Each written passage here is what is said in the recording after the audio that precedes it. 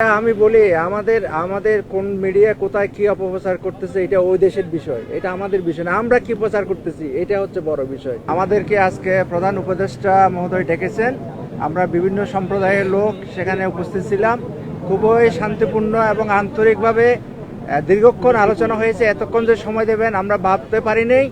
যে আমরা চাই, আমরা ওনার কাছে আবেদন করেছি দেশে সম্প্রীতি যেন বিরাজ থাকে, সকল সম্প্রদায় মানুষ যেন আমরা মিলেমিশে থাকতে পারি, যে আমাদের যে একটা ঐতিহ্য, বাঙালি জাতির যে একটা ঐতিহ্য, সেই ঐতিহ্য যাতে বজায় থাকে, আমরা সেই কথা বলেছি। উনি আমাদের সমস্ত কথা শুনেছেন এবং সেই অনুযায়ী উনি ব্যবস্থা নেবেন, আমরাও সেই কামনা করি। ধন্যবাদ।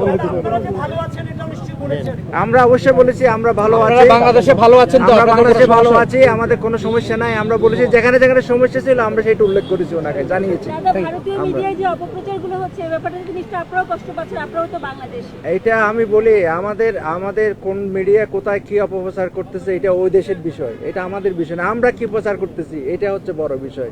আমরা চাই আমাদের পজিটিভ, আমরা আমাদের দেশের কথাই আমরা প্রচার করবো, যেটা ভালো দিক আমরা সেটাই আমরা প্রচার করবো। আমরা এই দেশে ভালো আছি, আমরা শান্তিতে আছি।